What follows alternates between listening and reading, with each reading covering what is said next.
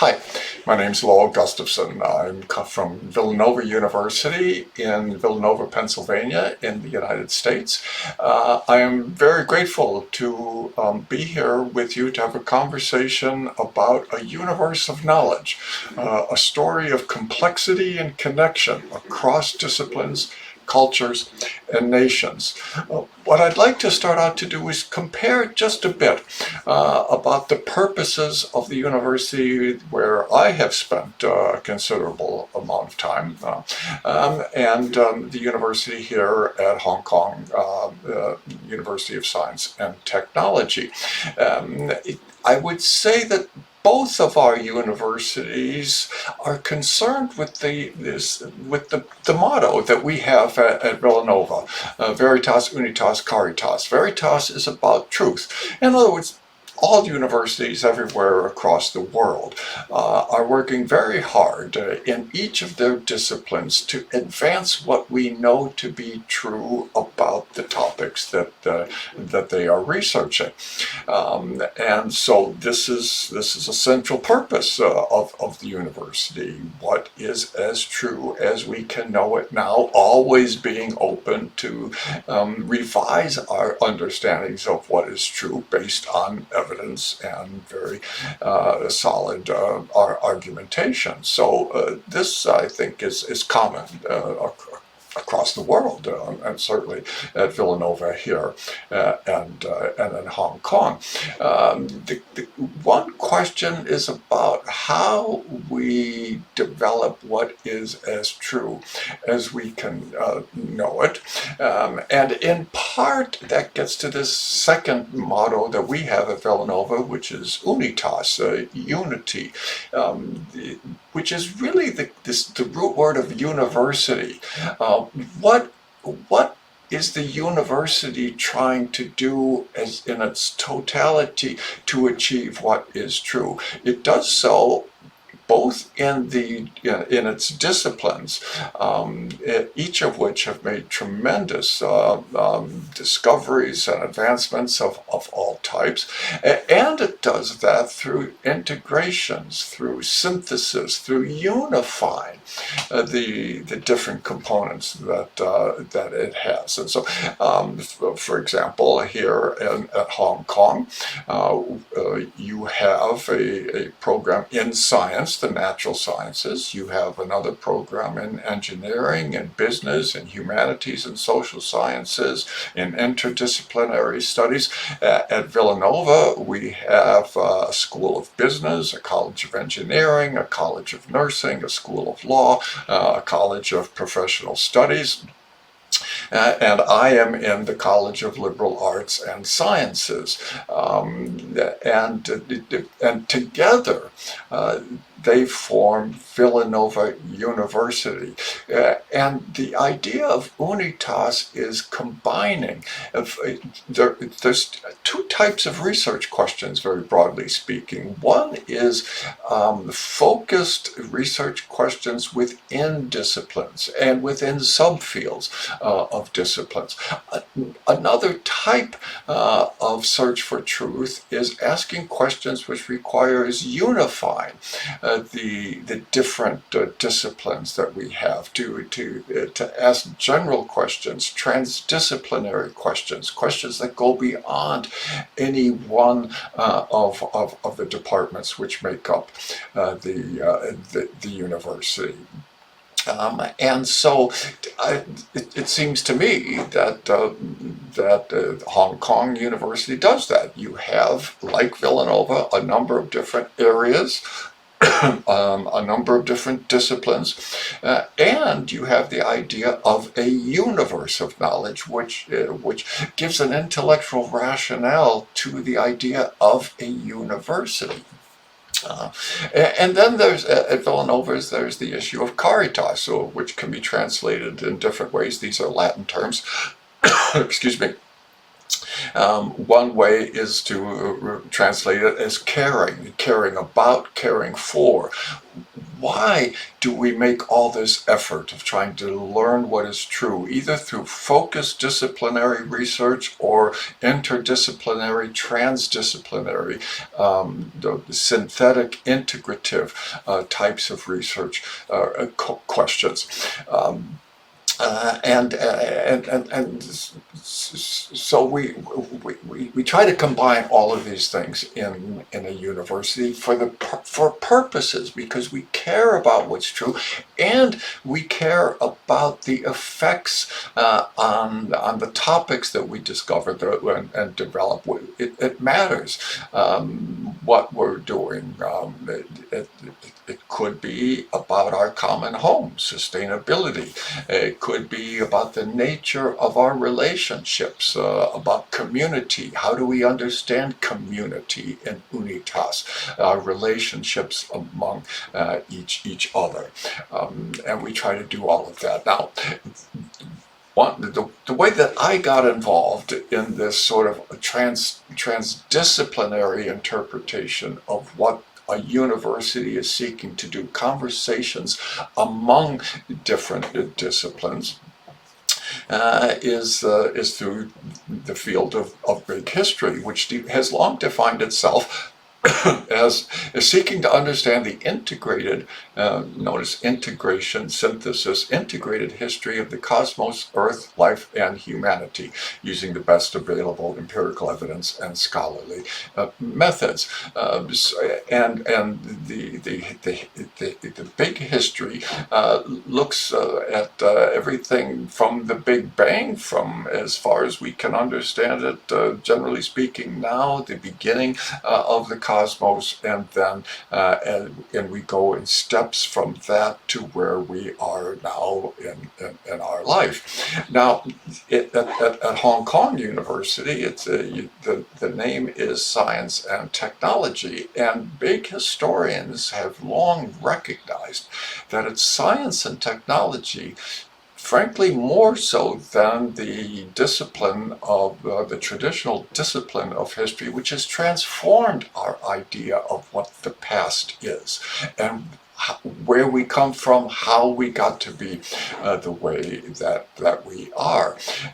It's through the sciences that we have transformed our notion about what the cosmos, Earth, life, and humanity and the past is. So, and what we see is that humanity is very much embedded in this very long process, much longer than at least those of us traditionally in the West had thought about, and maybe others as well. It's through the discipline of astronomy and astrophysics that we've come to know about the Big Bang, also through the field of mathematics. It was really the mathematicians who developed the idea of the Big Bang first, and then evidence for that, empirical evidence, was discovered, which substantiated that mathematical theory. But so we've developed a notion that it seems to be as true as we can know it now, because of astronomy and because of the technology that has been developed, making that those astronomical empirical observations possible through telescopes and other means of technology. They are the ones who have calculated that our universe is some 13.8 billion years old. That's very different from a traditional age of maybe 6 or 10,000 years. And so we want to know what's true. Is it true that it's nearly 14 billion years old, or is it true that it's 10,000 years old? And the sciences have established good evidence to make us begin our past at that point. After that, the astrophysicists talk about, well, what existed virtually immediately after the Big Bang, and we get the idea that it's hydrogen and helium, essentially protons and neutrons, which existed after that. And then 380,000 years after that, we add the electromagnetic charge and a relationship between protons, neutrons, and atoms and electrons, and we have atoms. What's one thing that's so striking about this relationship between what's so far back is that you and I are each made out of about 65% of the atoms in our body, and we have about 7 octillion atoms that make our bodies up. That's 7 times 10 with 27 zeros after it, an unfathomably large number. 65% of those by number, not by weight, are hydrogen atoms, which are now virtually 14 billion years old.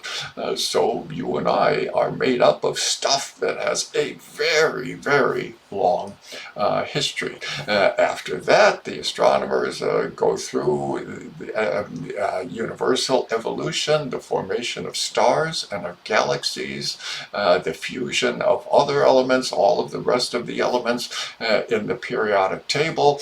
The chemists come along and they talk about the formation of combinations of elements into chemicals such as water, H2O, and both you and I are made out of a lot of water, much of which formed in space long before there was any Earth.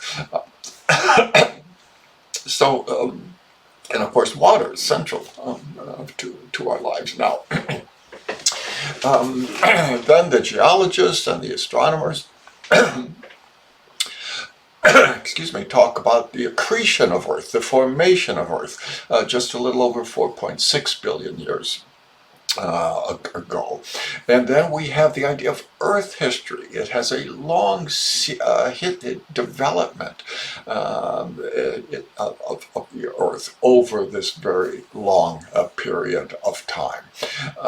The biochemists and the biologists talk about the formation of life and the evolution of life beginning some 3.8, maybe 4 billion years ago. And then going on in a very long process until we get to primates and chimpanzees. Our closest living cousin was chimpanzees, and our evolution took us from there until we get to various species of hominids, and then finally Homo sapiens. Humans, us, but not until 300,000 years ago. So we're very late in the game, and we've been here, compared to the universe, a fraction of a moment, really. But we are very interested in ourselves for good reason, because you've seen an increase in complexity over time in the sciences, and our very complex human nature is embedded in the rest of this increasing complexity of the rest of nature, which has led to us. It seems as though the evolution of Homo sapiens took place in Africa, and then starting first Homo erectus spread out, but our humans, Homo sapiens, seem to have left Africa 70, 80,000 years ago, perhaps a bit more. Finally, getting here in China about 70,000 years ago, and then not making it to the Americas until 15 or 20,000 years ago. All of these numbers are hotly contested among physical anthropologists, but there's this great story of human migration. When we get to humanity, I would humbly say, coming from the liberal arts, my college is the College of Liberal Arts and Sciences. By sciences, we mean the natural sciences and math. Liberal arts are the social sciences and the humanities. all of those are ways that we often study humans, which is distinct from studying the parts that make us up, the atoms and the chemicals, and the cells, that first life form, a prokaryote cell and then a eukaryote cell, and then multicellular organizations and the increasing complexity of life forms, until we get to us, where we have some 37 trillion cells, the complexity of the nature that makes us up. 7 octillion atoms, 37 trillion cells. The complex relationships within each of our bodies is overwhelmingly just astounding. And when we get to the complexity of the liberal arts, then we think we have a different type of education. We're talking about STEAM education, science, technology, engineering, the arts, and math. And that we need all of these disciplines and fields in order to tell a coherent story of who we are now. And to subtract any one of them becomes, it leads to a very insufficient story or narrative of what we are. And we have in the liberal arts any numbers of topics: literature, painting, music, dance, ethics, philosophies and religion, Eastern and Western, and however you want to classify these different fields. In the social sciences or in the political sciences, we also look at increasing complexity, not in terms of atoms or in cells, but in terms of our relationships among each of those of us who are that great combination of things. And in kinship relationships, largely for the sake of gendered relations and reproduction, villages, cities, nations, empires, global and human relations. And we see this increasing complexity, and we're looking for different ways of learning among ourselves what is as true as what we can say about our political relationships. And we can only do that by these kinds of conversations, which span disciplines, span cultures, and span nations. We're stumbling, and we've been stumbling for the last few centuries towards a global and a human understanding of who we are, what human nature is about, and it takes a long time. Big history accepts long periods of development. One thing that we learn through all of this study is what a remarkable existence we have, how remarkable Earth is, how remarkable life is, how remarkable we are as humans. A response to that is we want to do what we can to sustain and nurture the home that we share, the home planet that we share, that we want. We want ourselves, and we want those who come after us to be able to live and to live well. So we're concerned about those things which potentially threaten our ability to live well. It seems to be the sciences have established that emitting too many carbons is going to increase temperatures on Earth, perhaps to a point where it's not only increased hurricanes and climate changes, but can even threaten the well-being or at the extreme survival of humanity and other forms of life. Same thing with methane, and so we try to study that over time. Why are these being emitted? What are the effects? This is the caritas. This is one reason why we care about this.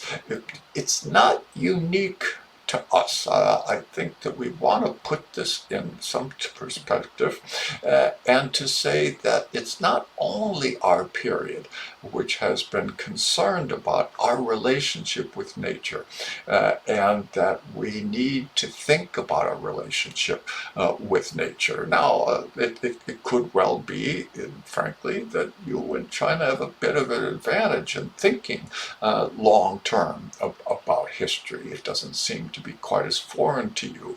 I live near Philadelphia. If you want to go to the historic district of Philadelphia, where our nation was founded, you go down to Constitution Hall in that city, and we tell the story about that reaches back to 1776 and 1789, for example, 2.5 centuries or so. Chinese history routinely reaches back millennia rather than centuries, and you take this for granted here. And at least those of us in the United States are often impressed with the cultural notions in Chinese history, thinking about the relationships between humans and nature, how we understand that. So the Metropolitan Museum of Art in New York has a very nice exhibition of Chinese art. And here's their statement about one of the paintings which they have from a little over a millennia ago, in which their comment on this is: the natural world, self-generating, complex arrangement of elements that are continuously changing and interacting. That's what they see this about, that it has a sophisticated conception of the nature of the cosmos. This is according to the Metropolitan Museum of Art. People should maintain, the Met says, Dong Wan is teaching us, people should maintain a close relationship with nature for optimal moral and physical health. In other words, we have an artist here who's thinking about what the cosmos is like and what our relationship should be with the cosmos. Or another painting which the Met has from, again, about a millennia ago, and it refers to, this artist is said to have a vision of a landscape that depicted the sublimity of creation, of nature, and that viewers are meant to identify with the human figures in these paintings. In summer mountains, travelers make their way towards a temple retreat. That there's an emotional connection, perhaps this type of spiritual connection, by going to the mountains, which is such a symbol of power. And of course, there's a different understanding of where mountains come from and how they erode over time. But there's the recognition that we have a relationship with this. Or here, another painting which the Met notes, there's a quiet mood of the scholar who is gazing pensively into the bubbling rapids of the Cascade. That we consider, that we reflect on nature, and this gives meaning, this gives fulfillment to our lives. There's a connection between human nature and nature, and that we play an important but a small role in this. Here's another painting, this time just from some centuries ago, again of mountains and of nature with trees. Certainly the humans play a part in this, but it is a small part. There's a certain sense of humility here at the top image here. We see a house, but it's you first notice the mountains, and the house is a small part of that. Or in the lower image, you see the trees and the river. There is a bridge, human-made, across the river. but it's small, it's modest. There's a recognition of how we're small. This is an important observation, I think, that comes out of the history of Chinese art, at least according to the Metropolitan Museum of Art in New York, however accurate that is. And this is long before we have the Industrial Revolution and the building of large and incredibly impressive cities, such as here in Hong Kong. This is our modern world, a far cry from the artistic portrayals of what the world was like a millennia ago. On the other hand, we have, I think, recovered, because of science and technology, an ancient sense of our humility, of our being very much a part of nature, but a small part of nature. And this comes from the incredible technology which has enabled space exploration.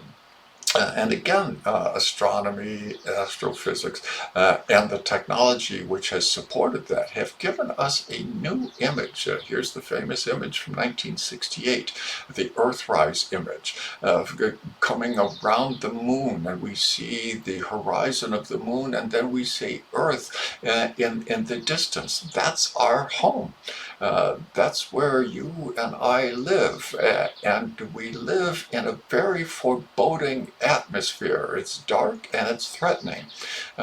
We all know you get just a few miles above the Earth, and if you step outside of your spacesuit or your spaceship, you live a very short amount of time.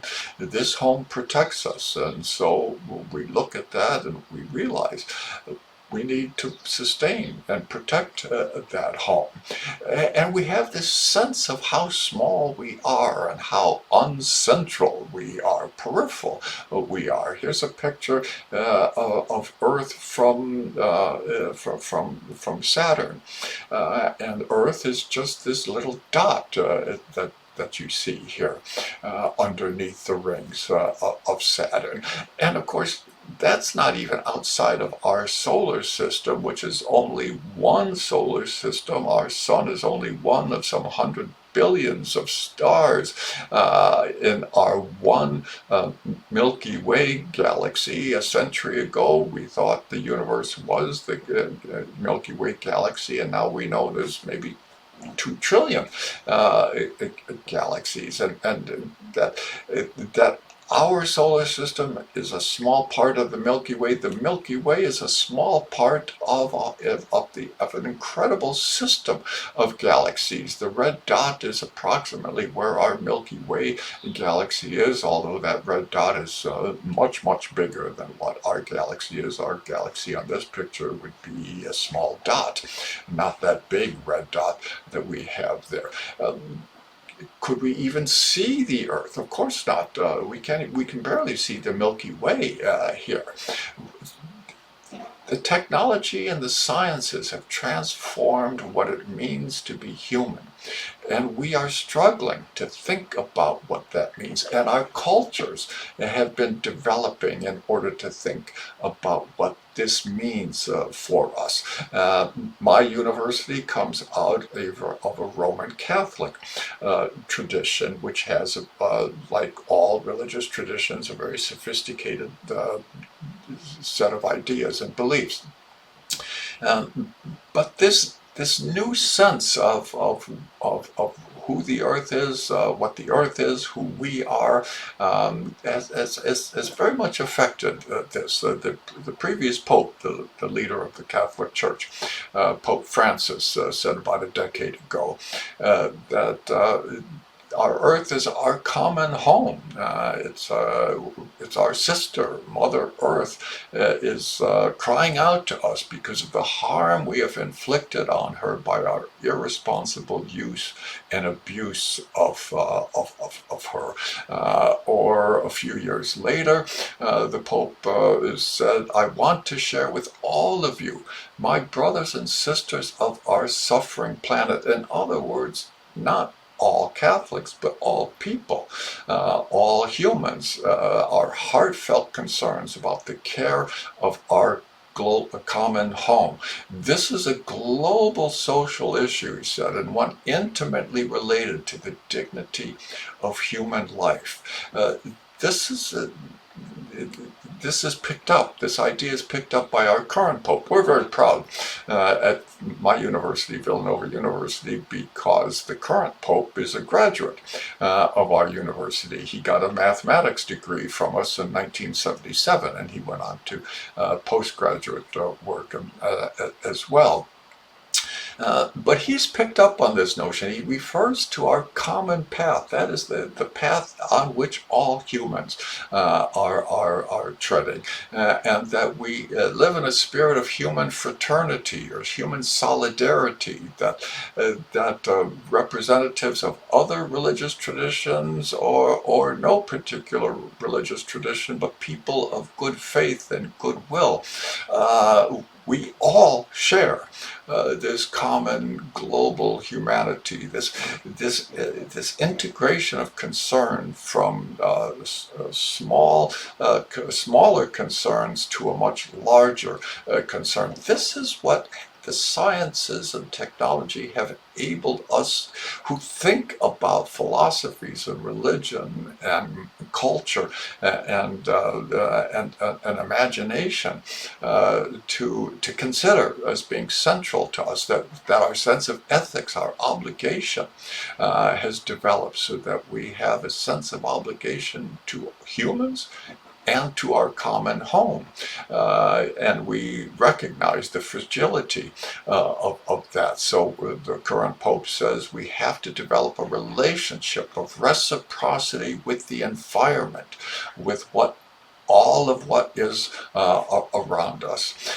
This is very much related, it seems to me, with what I hear Xi Jinping talking about. He talks about frequently a commitment to addressing climate change. For a need for a holistic approach to environmental protection. He supports the principles of the Paris Agreement, and he looks for international cooperation on climate change.